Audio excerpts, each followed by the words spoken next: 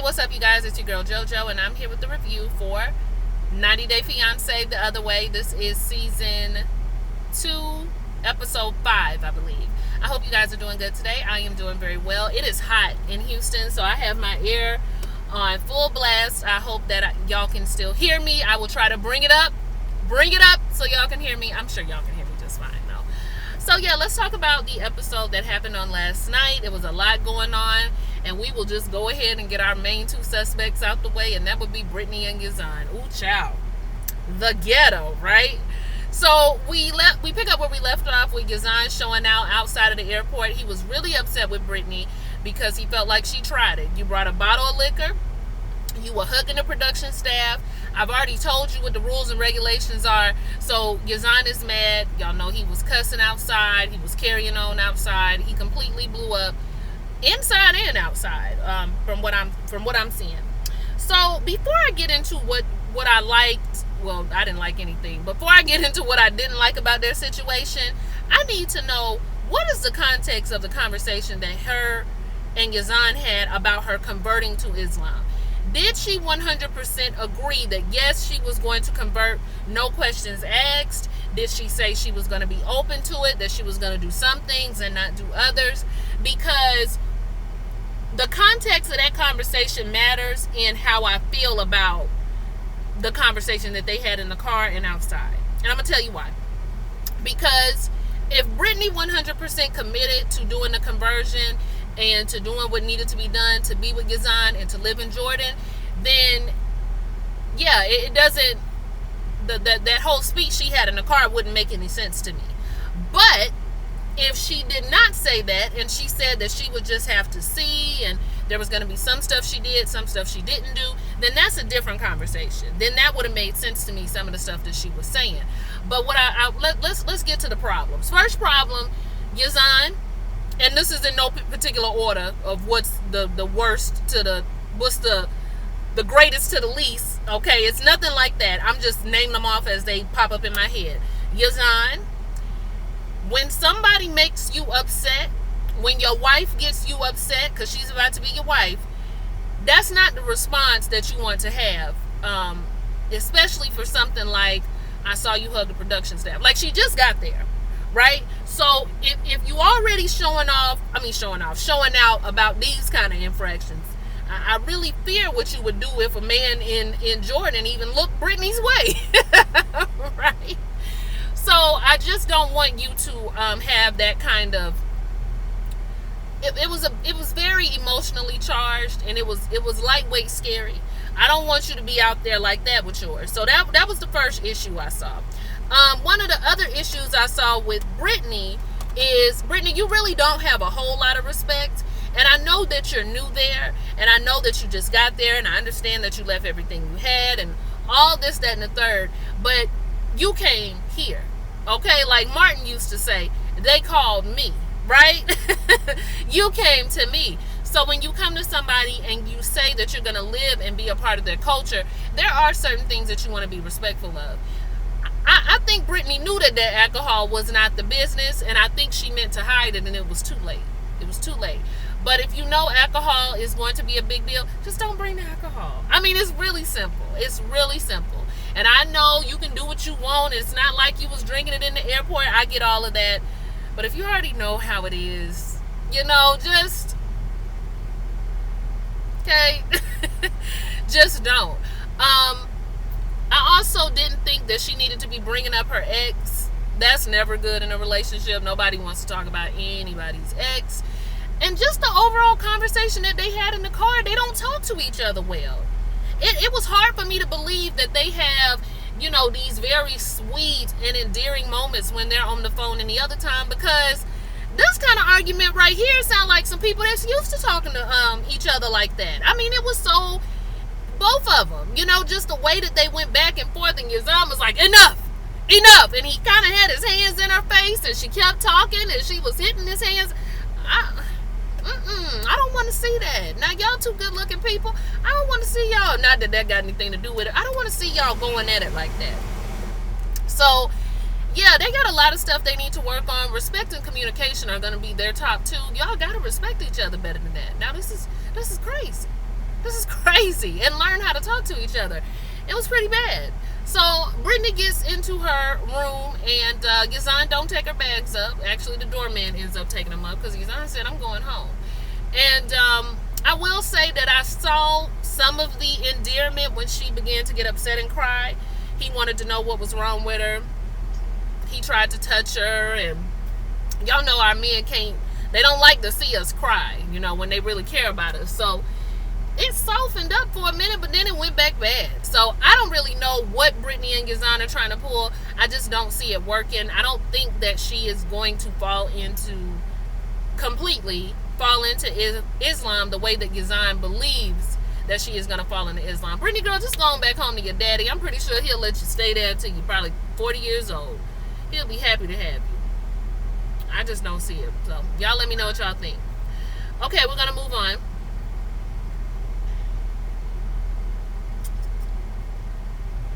We get a new couple, and I hope I say her name right. Melyza, is that it, y'all? Melyza and, is it Tom or Tim? Tim.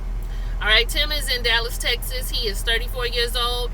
Melyza, I hope I'm saying it right. She is from Colombia, not to be confused with Columbia, South Carolina. She's from Colombia, and she is 29 years old. So they still introducing us to some new couples. I think it's Melyza. All right. So we get Tim, and he's outside with his pet cat. From now on, we will be calling the cat cat dog because it is a cat, but it has the mannerisms of a puppy. So they're outside, and I guess he's trying to teach the cat dog, how to do a sneak attack. I'm not really sure. I do know the cat dog is being well fed because from the back, I thought it was a dog, and then I was like, nope, it's a cat on a leash. So, fine. That's fine. That's Tim's cat dog. Tim tells us that initially, Melyza was going to live there. Okay, they met at some bar that he used to hang out in college. He thought she was beautiful at first, that other guys were trying to get at her, but he thinks his sense of humor ultimately led her to him, which is cute. And she was going to live there, but they had some unfortunate circumstances, and he's actually ashamed of the fact that she decided not to live there because of a secret that really haunts him. At the time, we didn't know what the secret was. I honestly did not believe that the secret was going to be cheating because I'm not saying it's not a big deal, but the way he was acting, like he had like a health issue or he had been hiding another family and he had like 5 kids. I mean, it was so dramatic that I was just like, oh, what he been hiding from Melyza? But he actually had cheated on her with a coworker. One thing led to another. The long distance got to him, and he cheated. And Melyza is afraid about him moving in, not because she doesn't miss him, not because she doesn't love him, but because they've been arguing a lot. A lot has gone down, and she just hoped that it works. Now, I'll say this. I understand that the distance for them is country-wide distance. But if somebody's cheating on you, have they even been a full year into the relationship? But if somebody is cheating, I don't know if the solution is for you guys to move in together. Right? But I also am saying that from the perspective of dating somebody in the States, right? So maybe it's different in another country. Like, you're not going to move to that other country and get your own place. So, yeah, I don't know. I don't know if that's the best solution for solving a cheating problem. But that's how they're going to try to solve it. And I could look on Melyza's face and tell that she does not really have the best feeling about it. But you know what? They were planning on moving in together even when she lived there. So maybe that's what makes it different. But he's going to go over there. He lets his friends know about the cheatation. And he lets the friends know that he's going to be moving. And normally your friends are on your side and they will support you in your decisions. Honey, them friends was looking at him like I could really slap you right now for cheating on the old girl because she's a nice girl. She's a good girl. They went in on him. And Tim just took it. He didn't say nothing. And did y'all notice the man was just like, I am minding my business. I ain't looking over there. I ain't saying nothing. And he's in tears about it because he understands that he was wrong and he hopes that he can gain her trust back. So we're going to have to see if Tim is going to gain the trust back. And Melyza is a beautiful woman, which just goes to show, baby, it don't matter how good you look. It don't matter how good you look. If they want to get out there, they're going to get out there. They're going to get out there. Now, Tim saying it was the distance, and I believe that that does have an effect, but child, I don't know, Tim. I don't know. We just going to have to see what you're able to do with it. Now, the next person that we can talk about, let's see. Let's talk about Armando and, what's the guy's name? Hold on, let me go through my name. Sorry, y'all. Kenneth. Let's talk about Armando and Kenneth. So Kenneth is getting ready to leave so he can go be with Armando. He's telling the children goodbye. Baby, you talking about tears? I went ahead and just shed a few right in this region. Right in this region, I shed a few tears because those kids love that man. Like, you can see the effect of the type of father he has been to those girls and that son and even the grandson. Like, they were so emotional. They love that man so much. I said, child, am I going to have some children by a gay man? Because my children deserve that kind of love. Now, am I going to have to get a little in vitro going? Any takers out there? Because my children, I want my children to feel that kind of love. That was beautiful. I'm kidding, kind of. So, yeah, they are hugging on him, and they don't want to let him go. And even the grandbaby, the way that grandbaby hugged him just warmed my heart. And the grandbaby, after a while, was confused. Like, why everybody crying? Why is he sad? What's going on? Why y'all keep telling me to tell him bye? Bye?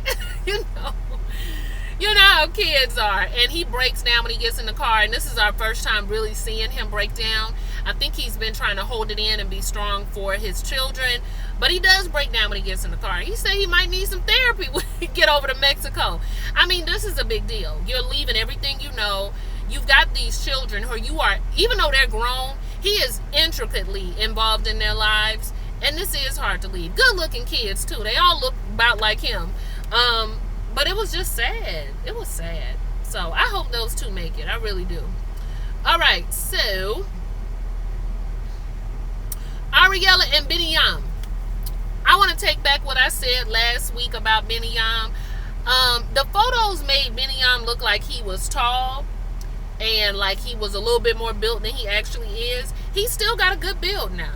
Okay, ain't nothing wrong with, a little bit of ain't nothing wrong with the short man either, because I done did short. But he's not the life ruiner that I thought he was. He's just he looks like just a general cool guy, but beware, okay, because they will ruin your life as well. But he's not what I thought he was based on the photos. You know what I'm saying? He looked tall. He looked extremely muscular, like more muscular in the photos. But when you saw him just working out and doing his daily thing, he seems like a slim, nice build. He doesn't have the dreads anymore, so that changes up the whole look. He didn't look as built as he did in photos. So not quite the life ruiner that I thought, but still very, very cute. Okay. So Ariela is on the way with her mom with the birthing kits, side eye still. And he is getting ready for his day. Now he lives with the wife and his brother. Everybody in the family takes care of Brittany because he is the youngest, and the parents died when he was 13 or 14 from some kind of illness. I don't know what the illness was. He doesn't know what the illness was. He doesn't say. He said he's still really not sure how they died. But we do know that Brittany is used to being the baby, and he's used to being taken care of. So that's something we might have to keep our eye on that. Maybe. He is into MMA, and God bless him and his ankles, because that sport is very dangerous. I hate when we got to go watch MMA, because I can't eat food and watch MMA. Like, if you want to just watch MMA and have drinks, fine. But when somebody invite me to watch the fight, and then I got to sit there and order some food, and then somebody go for the kick, and it be blood and stuff, all of that, and then when they fight in MMA, they fight to the death. Like, it's not like regular boxing. It's just a whole bunch of they be pounding on each other. And I just, child, my nerves. Okay, my nerves. I can't take that. But that's what he does, and that's how he met Ariela. He was headed to either a competition or practice, and he saw her out, got her number. They fell off the bed, meaning, they was having the relations. I'm going to start using that. I'm going to be like, girl, I fell off the bed. I fell off the bed, okay? But they fell off the bed, and now she is pregnant with this child. He says that Ariela is different from other girls because Ariela supports him and Ariela understands him. What is Ariela supporting and understanding? Well, not only his MMA career, but guess what, y'all? I bet you couldn't guess. I bet you couldn't guess that Benny does music. I bet you didn't know that. Okay, he about 8 months in. He got some songs recorded, but not quite on the album. Okay, I wish I could remember the song. How did the song go? I'm mad at myself for not typing down how the song went so I could give y'all a little bit of the song. I can't remember. Anyway, he's recorded a couple of songs, and he's hoping to put those on an album. So he does music, he dances at the club. I forgot to tell y'all that he's a club dancer, and he also does MMA fighting. So I'm hoping he gets a check from all three of these, because that's really what we need. We got a baby on the way, and that's going to be the main thing. Okay, got to get the finances together. I'm so mad I don't remember that song. And I had it earlier, too, because I was singing it in the kitchen. All right. So, he's found a space for him and Ariela to live in. We're going to see that next week, but it doesn't look like it's the nicest. So, we'll just have to see how old girl reacts. But he's happy about her living there. He had another woman that he was with. She was American. She had a son with him. And now we don't know where that woman is. Now, two sides to every story. I do need to hear her side, but what I am going to say is this: if indeed she is keeping him away from his son in any way, and there's no, like, if Benny hasn't exuded any type of extreme violence towards her when she was pregnant or something like that, I don't think he deserves to have his son taken away, not to be seen again. FaceTime calls, can y'all work out some type of dual citizenship for the baby so he can come? I don't know how that works, actually, but I believe that he should be able to see his son, and things should be worked out so that they can see one another, because that's his, it's his blood, and he should be able to do that. But I would like to hear what she had to say as well about why she just up and left. And the friends say, we're worried because you dated an American girl before. She started off nice, and then she just changed. Now, I resent that. Don't nobody just... I've seen plenty of marriages go awry. And nobody just changes. Not out the blue. Not out the blue. That's very rare. Unless you're dealing with a sociopath. Then maybe. But for the most part, there are things that lead up to the change. And you start to see it here and there. And then you're trying to work it out, but it doesn't work out.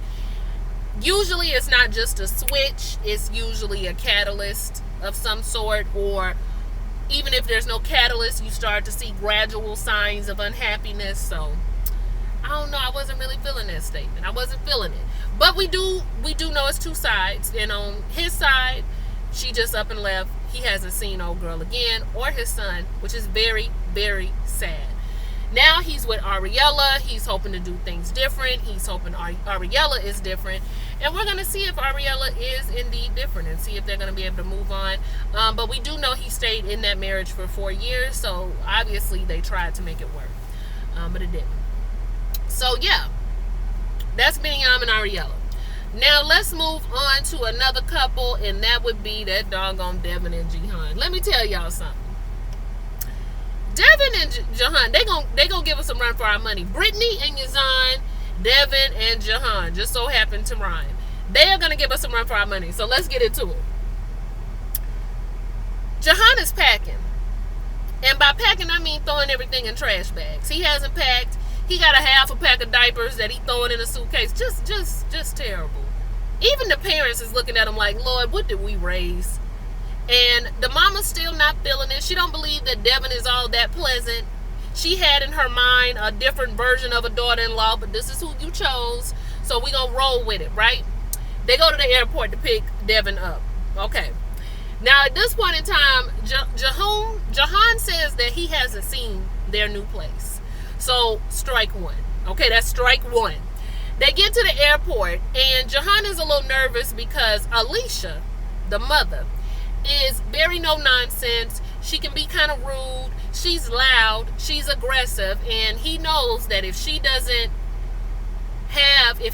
put her daughter in the right place, Alicia is going to have a problem with it. And I'm just going to let you know, Jihoon, that anybody who spells Alicia with an E, Elicia, really, it's really not a person that you want to play with. I would have tried to keep my distance, honestly. So they get there, and the reunion was sweet. It started out very sweet. The baby runs up to him. The father, seems to like her daughter. The mother seems to kind of be open to saying hello to Deavan, and Deavan is already annoyed because she didn't want the parents to be there. Why, Deavan? Why? Why wouldn't he come with his parents? These are going to be your in-laws. Okay. But she ready to get there and get a nap in because she is exhausted. Rightfully so. Traveling with children, I'm sure, is a beast. So, Alicia, she trying to be cordial to everybody. Alicia gets the parents in a headlock hug. I mean, she like this with the parents. Like, how y'all doing? How y'all doing? And the parents are just like, oh, she almost choked us. Y'all know Korean people little. And Alicia was kind of hugging them like real, real hard. She hugged like my grandma. My grandma hugged. She give you a good old tight squeeze, right? Probably dislocate one of the bones in your back. But that's what kind of hug she giving them. And so the mama is just like, it was very nice.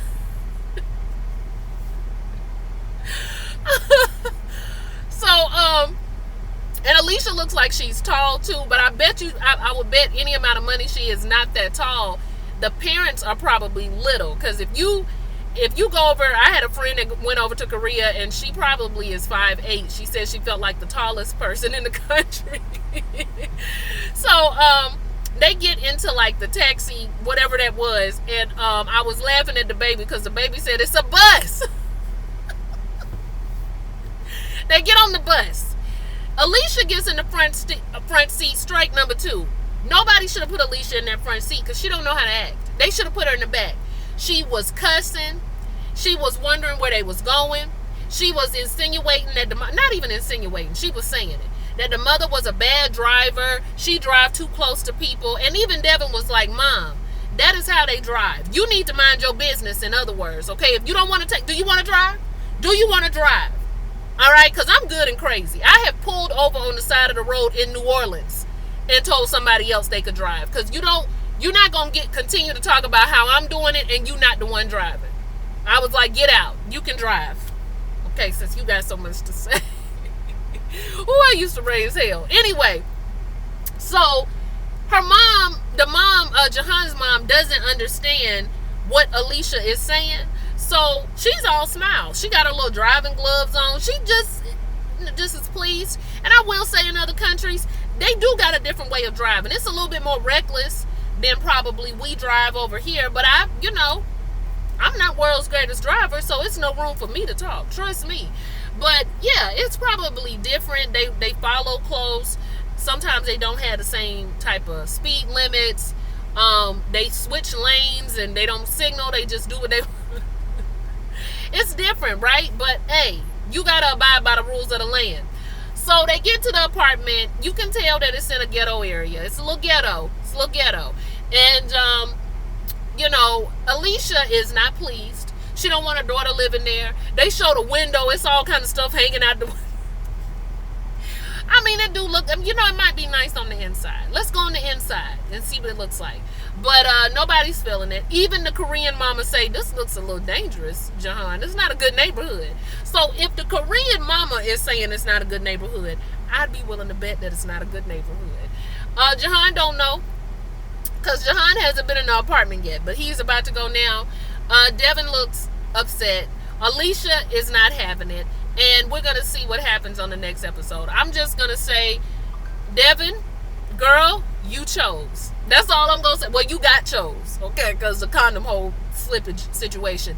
But this is the man that you moved to be with, and this is what he selected for you and your family. Again, I say you could have stayed in the States. You could have stayed in the States for this, okay? He just now moving out his mama house. And he don't even know how to pack. So, this your guy though. And then on the flip, Alicia, you don't have any room to judge where somebody puts your daughter. Because your daughter had another baby, probably brought that baby into your house, then rolled it on over with baby number 2 and rolled that baby into your house temporarily as well. So it's some child rearing practices that's off with the two of them. All right? Y'all let me know what y'all thought about the episode. I know I was yelling the whole time, but y'all like, comment, and subscribe, and I'll see y'all for the next one. Okay? Bye.